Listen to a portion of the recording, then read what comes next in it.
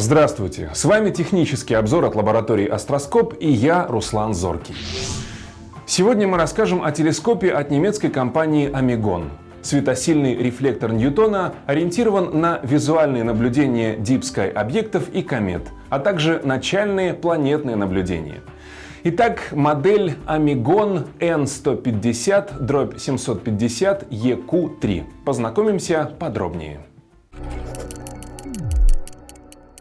Телескоп комплектуется экваториальной монтировкой EQ3 по классификации производителя. Однако монтировка нам больше напомнила широко известную EQ2. Такая же, даже более низкая алюминиевая тренога, такой же механизм установки широты, такой же механизм тонких движений часовой оси. Однако червячное колесо полностью скрыто внутри металлического корпуса, и это плюс по сравнению с EQ2. А на оси склонений механизм тонких движений даже лучше, чем у EQ2. Это червячная пара с полнокруговым движением, а не возвратно-поступательный механизм, что, без сомнения, более удобно при наблюдениях. Наконец, узел крепления оптической трубы на оси склонений такой же, как и у EQ2.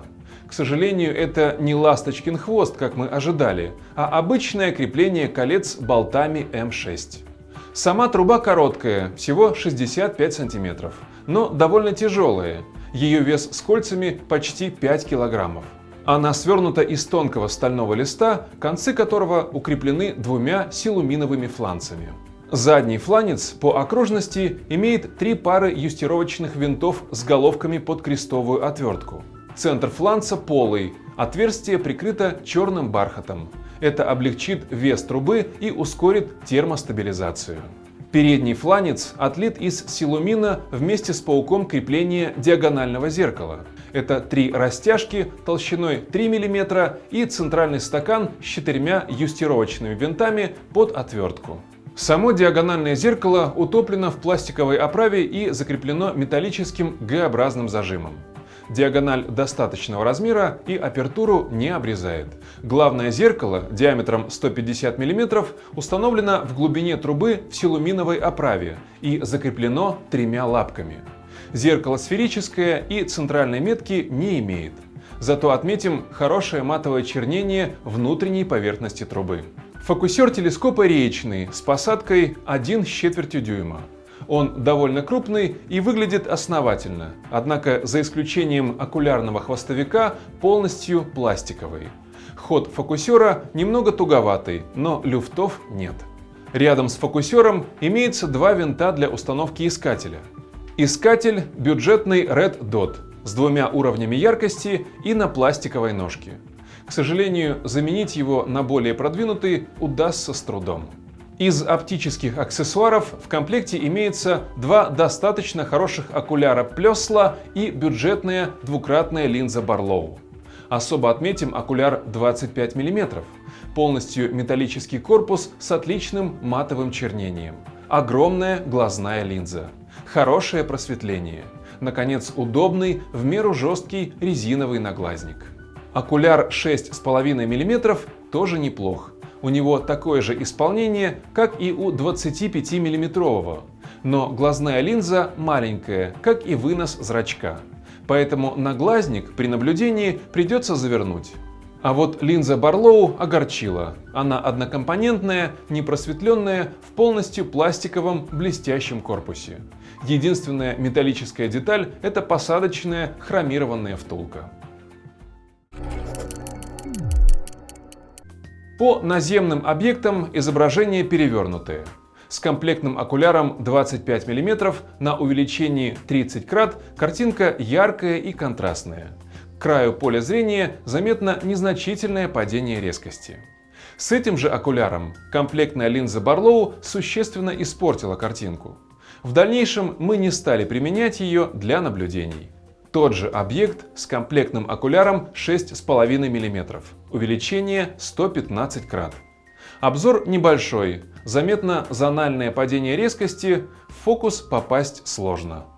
Астрономические наблюдения мы начали с шарового звездного скопления М15 в созвездии Персея.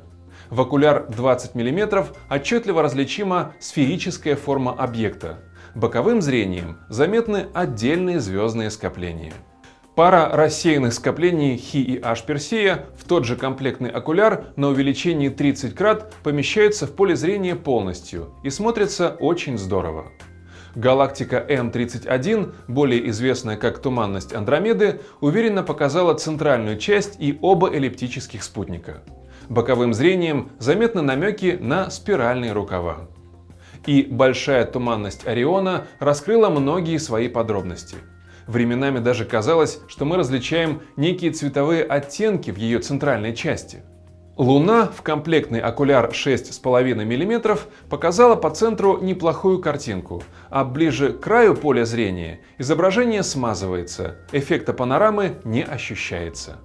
По Юпитеру мы попробовали увеличение 150 крат с некомплектным окуляром 5 мм. Диск планеты довольно крупный, но точно навестись на резкость нам так и не удалось. Что же, телескоп оставил двоякое впечатление. Достаточно неплохая и удобная механика, но все же она слабовата для такой крупной трубы, особенно на больших увеличениях. Достаточно немаленькая светосильная оптика, но наблюдение на больших увеличениях практически невозможно из-за аберраций главного зеркала. Итак, сегодняшний вывод лаборатории Астроскоп. Амигон N150-750EQ3 можно рекомендовать только в качестве телескопа для наблюдений протяженных Deep Sky объектов на небольших увеличениях, а также лунно-планетных наблюдений на увеличениях до 100 крат. Рекомендуем также пополнить комплект обзорным окуляром 30 мм и окуляром 9 мм на средние увеличения. С вами был технический обзор от лаборатории Астроскоп. До скорой встречи в нашем магазине.